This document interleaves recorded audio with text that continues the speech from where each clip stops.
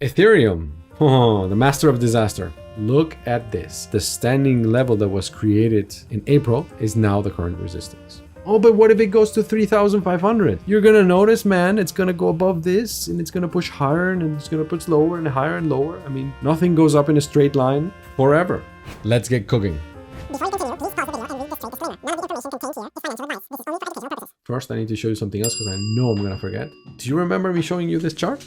Definitely here. So last week of October. So what this chart does is show you Ethereum versus Bitcoin. So if this goes up, that means Ethereum is better than Bitcoin. If this goes down, it means that Ethereum is worse than Bitcoin. And better or worse means in terms of USD gain or loss. So if this goes up, and compared to the US dollar, Bitcoin and Ethereum go up, Ethereum will go up more. So for a bullish market where prices are going higher compared to the dollar, the base currency, this means your returns in USD will be higher with Ethereum. If Bitcoin and Ethereum go down in a bearish phase and this is going up, it just means that Ethereum is going down less. If Ethereum is doing this during a bearish phase, it means that Ethereum is losing more USD territory than Bitcoin.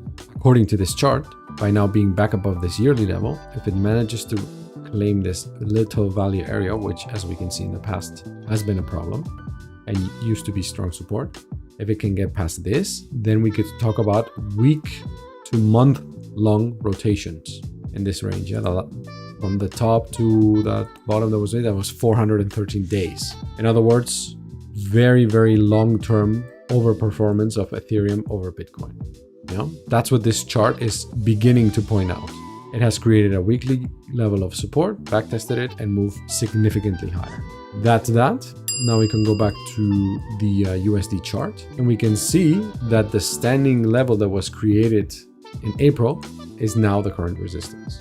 So this chart looks, of course, very similar to Bitcoin, but it's not quite exactly the same, even though they move pretty much the same so often. Let's do the entire chart. The point of control of the entire chart on Bybit for Ethereum is 1800. Price is now above it, which means more bullish because you open the possibility for a rotation to the value area high at 30,500. That is a possibility. And now we have a fantastic separation between this lower multi-month range and this higher also multi-month range. And this is the edge of it right now. Right here, right now. Right here, right now is where we draw the line. When you have such an insane horizontal level, or SR flip level as well, then it's very cool to watch it on low time frames and see how it's dancing around it. But is it dancing around bullishly? Like, are you causing or having bullish CVD divergences on this little pullback today? Yeah, this is today.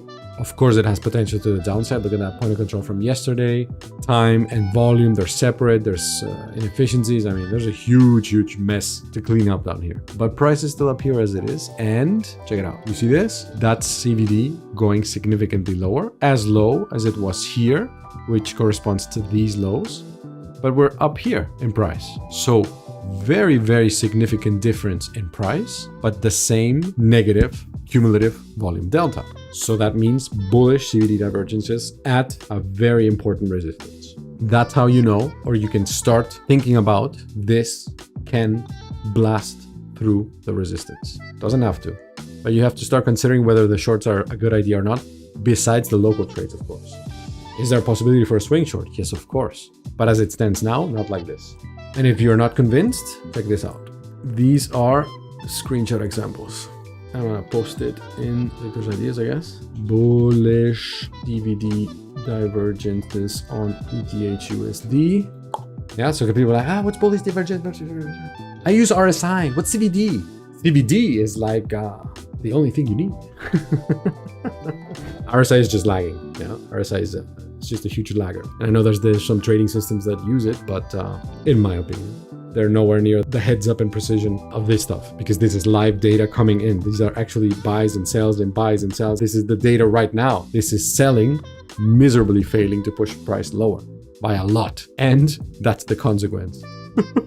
You see that playing out? That's insane. So what do you want for a good short? You want bearish CVD divergences. Also in this kind of time frame, yeah? We're talking about hours. I'm not looking at days and weeks or anything like that. This is Thursday daily open to Thursday 11 hours later. That's an 11-hour window of difference. And oh my god, I have to take another screenshot. This is even more ridiculous because now comparing it even to these lows here from Tuesday, so over Wednesday and Thursday, insane bullish CVD divergences. It's like ridiculous. I think I posted something about ridiculous. Yeah, yesterday the bullish CVD divergences are actually ridiculous. Yeah, now we know what ridiculous means. It means that price jumps from 1900 to 2100. Oh my god. So anyway, for now, just local range. VWAP is your first resistance. Daily open. Theoretically, if we're in yesterday's value area, we open the door to the previous day point of control, previous day VWAP, previous day value area low. That's what you can see better on here. Yeah, that's all this stuff down here. Also possible. But I'm just saying, as long as the selling is being absorbed, then it's very difficult for price to go down. Yeah, that's just the way it is. Elevate your mastery in trading. Join the Safehouse Vanguard today.